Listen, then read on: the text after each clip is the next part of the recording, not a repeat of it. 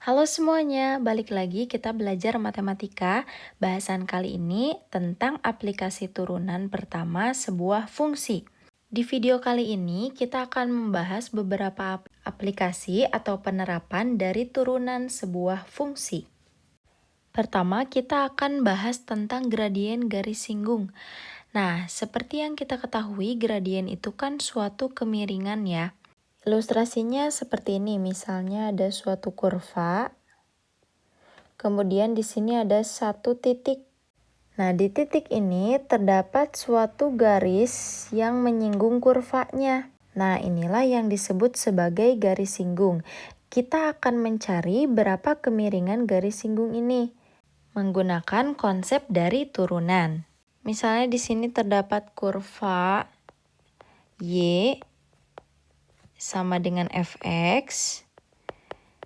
Nah, kemudian pada titik, misalnya ada titik P ya, koordinatnya A, B, terdapat suatu garis singgung dengan gradien atau kemiringannya kita sebut sebagai M, diperoleh dari turunan dari fungsinya terhadap A. Nah, jadi ternyata turunan pertama dari fungsinya, terus kemudian kita masukin X-nya dengan nilai A, di mana A ini adalah koordinat titik tertentunya. Di situ kita bisa menemukan gradien dari garis singgungnya atau M-nya. Sedangkan persamaan garis singgungnya sendiri dapat kita cari dengan rumus persamaan garis yang sudah kita ketahui, yaitu Y dikurangi B sama dengan M dikali X dikurangi A, di mana M ini adalah nilai gradien yang kita temukan dari hasil turunannya, kemudian A dan B ini adalah koordinat titik tertentunya atau titik si P-nya kalau di sini. Nah, sekarang supaya lebih mudah kita masuk ke contoh soal saja ya. Soalnya adalah tentukan persamaan garis singgung kurva Y sama dengan X kuadrat dikurangi 6X plus 15 pada titik A 4,7.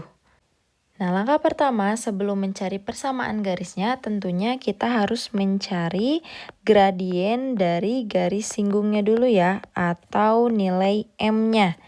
Berarti kita harus turunkan dulu fungsi Y sama dengan X kuadrat dikurangi 6X ditambah 15-nya ya.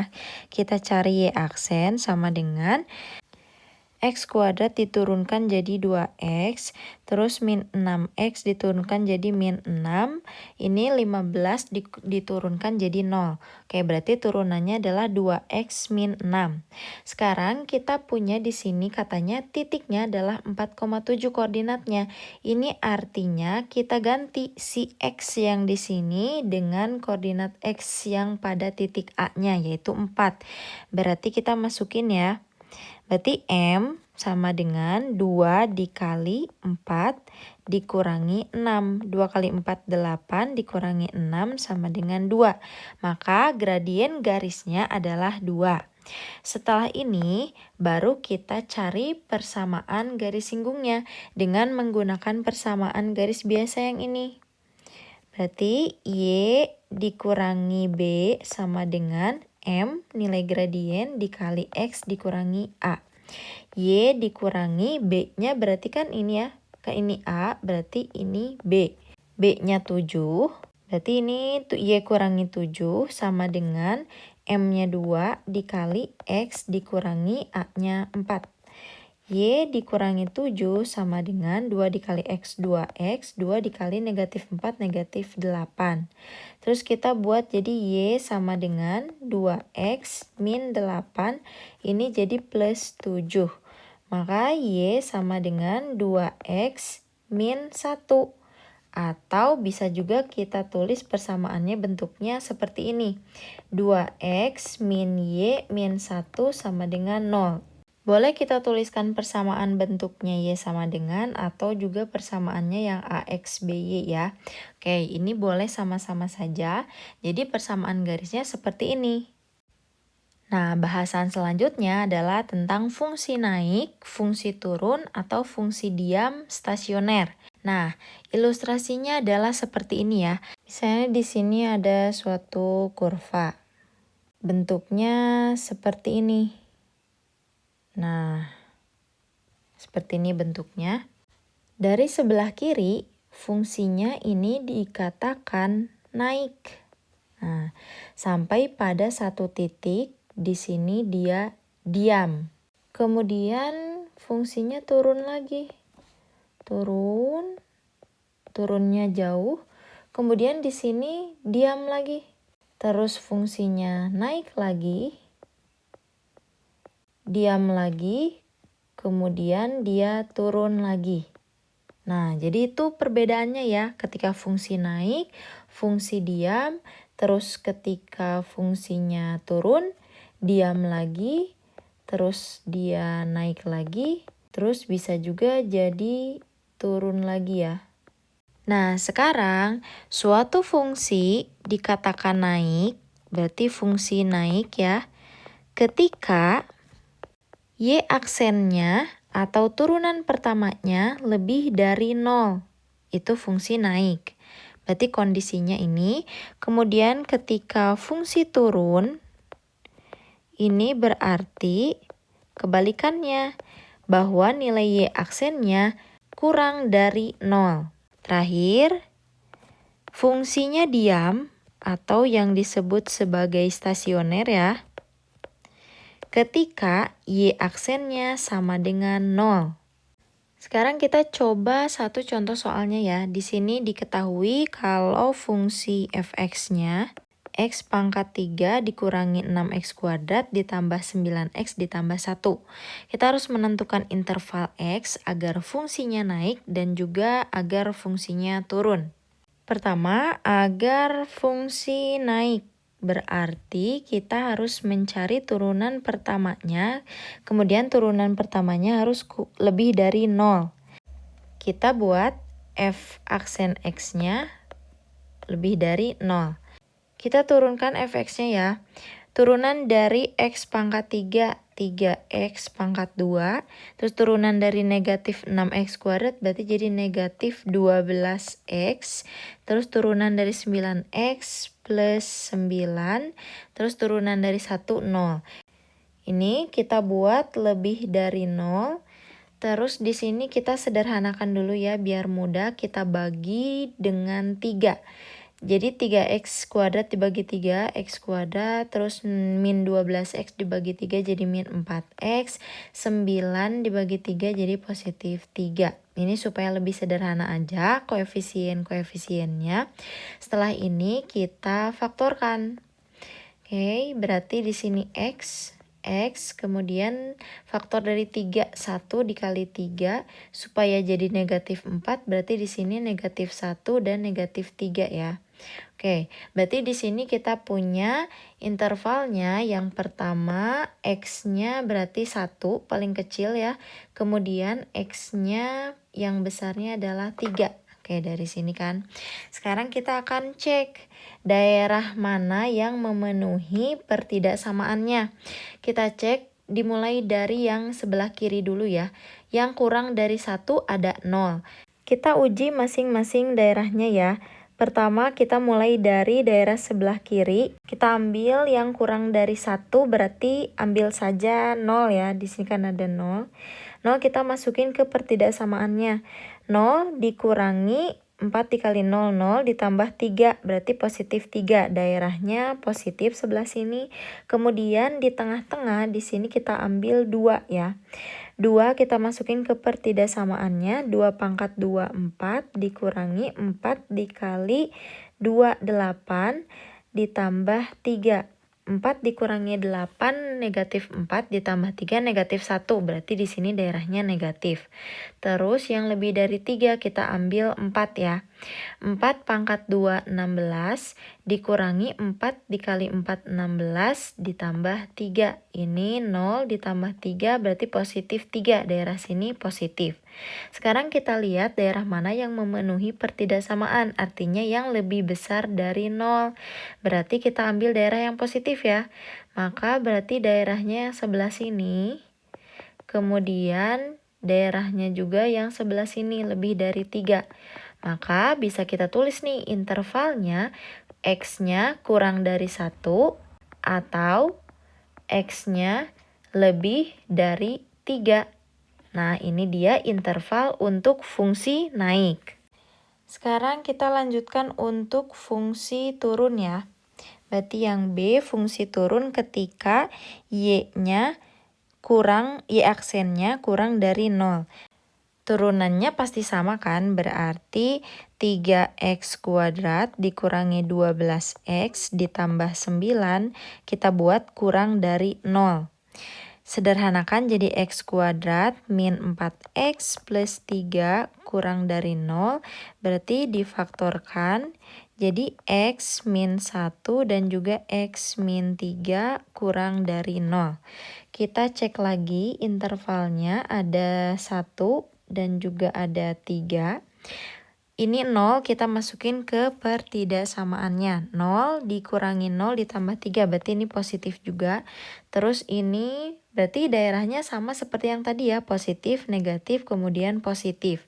Sekarang yang memenuhi pertidaksamaannya adalah ketika kurang dari 0, berarti ambil daerahnya yang negatif, berarti yang tengah ini ya, yang negatif. Sehingga intervalnya berarti X-nya lebih besar dari 1, ya kan?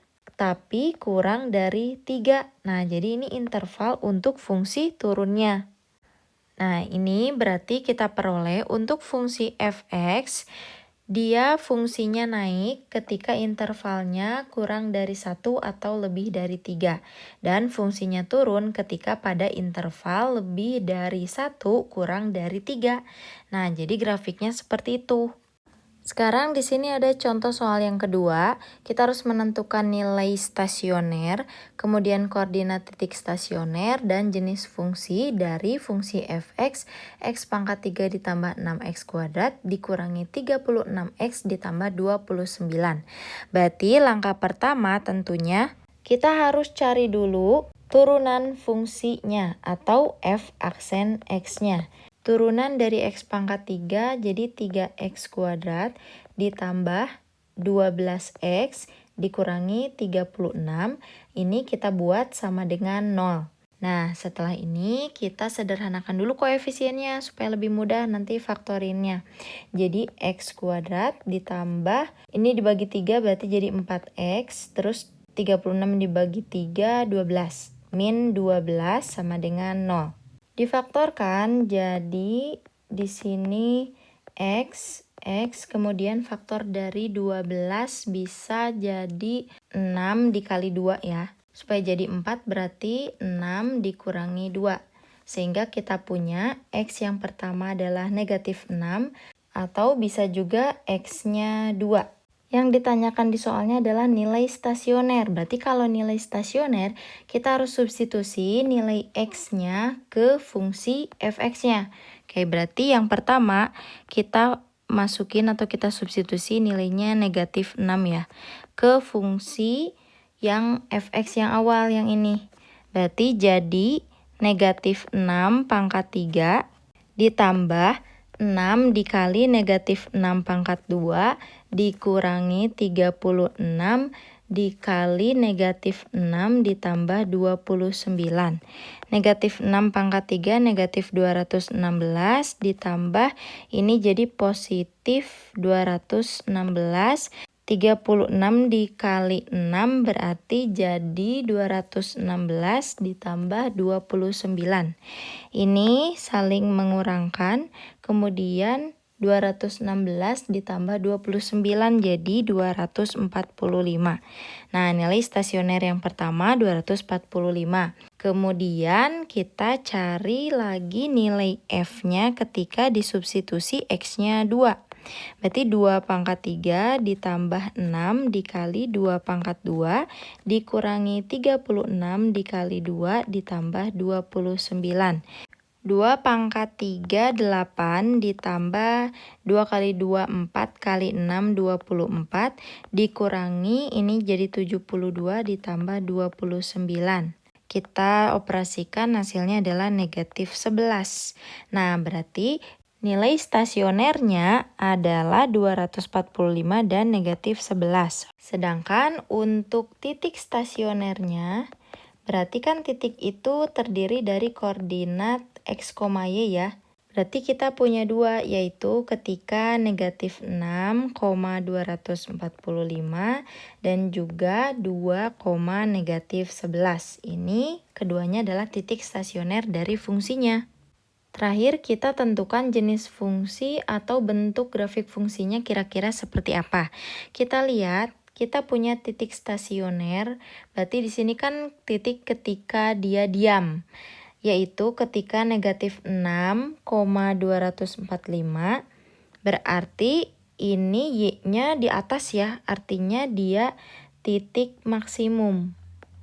Kemudian yang ini 2, negatif 11 ini berarti dia titik minimum ya. Kalau di sini kita punya interval, misalnya di sini negatif 6 X-nya, kemudian di sini 2.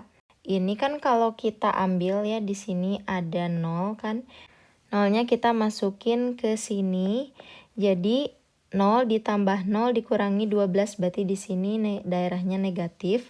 Terus di sebelah kanan 3, berarti kita masukin ya, coba ke sini, jadi 3 pangkat 2, 9 ditambah 4 kali 3, 12 dikurangi 12. Ini saling mengurangkan, berarti positif 9 ya, positif daerahnya. Kemudian di paling kiri misalnya kita ambil negatif 7. Negatif 7 kita masukin ya, jadi 49 ditambah negatif 7 dikali 4, negatif 28 dikurangi 12. Berarti ini jadi negatif 40 ya, negatif 40 ditambah 49, jadi positif 9, ini positif daerahnya. Kalau positif daerahnya biasanya kurvanya naik kan, sampai ke titik maksimum, kemudian kalau negatif berarti kurvanya turun lagi. Terus ke positif berarti kurvanya naik lagi. Nah, ini bentuknya seperti ini jadinya. Oke, terakhir ya bahasannya tentang nilai maksimum atau minimum suatu kurva. Misalnya ada fungsi fx sama dengan ax kuadrat ditambah bx ditambah c. Dengan a-nya tidak sama dengan 0, berarti fungsinya fungsi kuadrat ya. Kemudian a, b, dan c itu anggota bilangan real.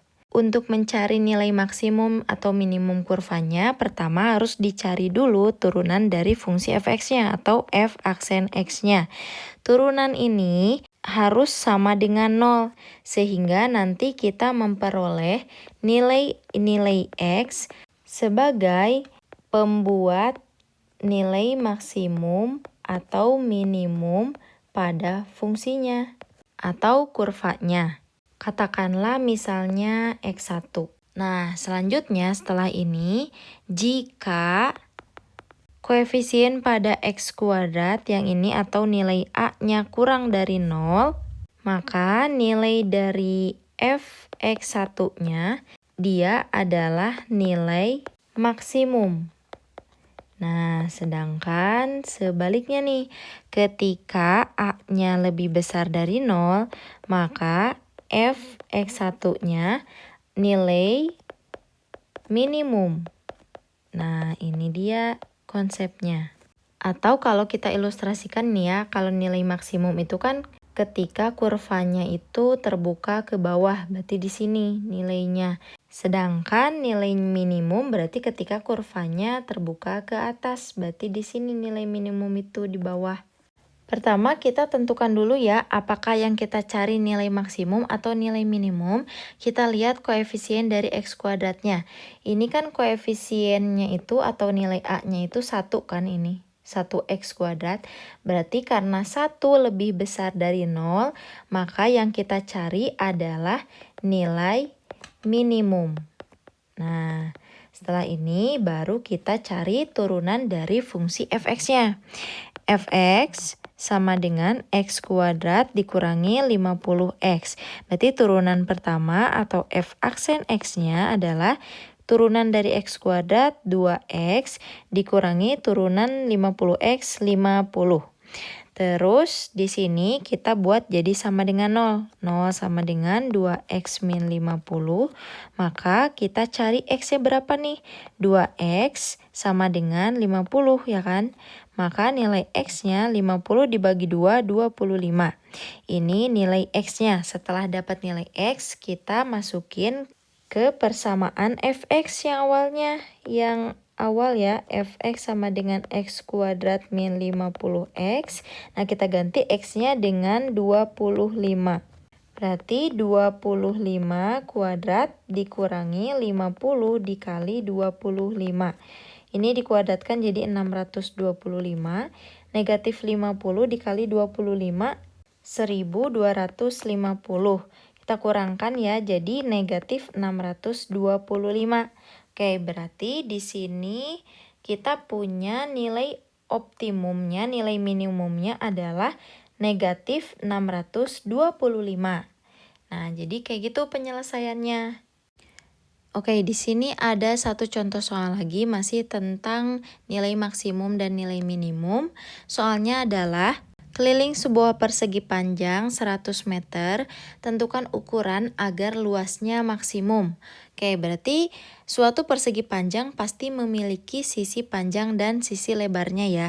Kita misalkan X sebagai lebarnya, kemudian Y sebagai panjangnya. Oke. Nah, setelah ini kita gunakan rumus keliling persegi panjang ya. Keliling itu kan 2P ditambah 2L kan. Berarti di sini 2P-nya kita ganti jadi 2Y ditambah 2X ya kan. Dimana kelilingnya kita tahu 100 meter. Nah, selanjutnya kita buat jadi Y sama dengan. Biasanya kan fungsi itu dibuatnya Y sama dengan ya. Maka di sini 2Y sama dengan, berarti 100, ini 2x-nya kita pindahkan jadi negatif 2x. Kita dibuat jadi Y sama dengan, berarti ini 100 dikurangi 2x per 2. Atau Y-nya sama dengan 50 dikurangi X. Berarti panjangnya adalah 50 kurangi X. Nah, sekarang karena yang ditanyakan adalah luas maksimum, berarti kita pakai luas persegi panjang yaitu P dikali L. Dimana P-nya tadi adalah nilai Y ya, berarti Y dikali L-nya X. Kemudian Y-nya kita ganti dengan 50 min X dikali X. Kita kalikan ke dalam jadi 50X dikurangi X kuadrat. Nah, jadi luasnya inilah yang kita gunakan sebagai fungsi atau kurvanya. Seperti cara yang tadi, mencari nilai maksimum berarti kan kita turunkan dulu fungsinya ya, atau kurvanya. Berarti kalau kita turunkan, nih fungsi dari L-nya menjadi L aksen. Ini berarti 50x diturunkan jadi 50, terus min x kuadrat diturunkan jadi min 2x. Nah, ini turunan pertama fungsinya. Kemudian kita buat jadi sama dengan 0, berarti 0 sama dengan 50 dikurangi 2x, terus kita cari nilai x-nya. Berarti 2x-nya kita pindahin ke kiri ya, jadi 2x sama dengan 50, maka x-nya sama dengan 50 dibagi 2, 25. Dapat nilai X. Nah, setelah dapat nilai X, kita masukin aja ke nilai Y-nya. Y-nya itu 50 min X. Berarti 50 dikurangi X-nya 25. Sama dengan 25.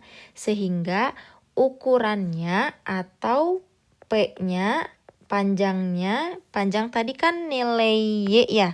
Berarti Y-nya 25 meter, kemudian lebarnya atau nilai X-nya ini 25 meter. Nah, inilah ukuran agar luasnya maksimum. Nah, jadi itulah beberapa penerapan atau aplikasi dari turunan sebuah fungsi ya. Sekian pembahasan kali ini, sampai jumpa di video selanjutnya.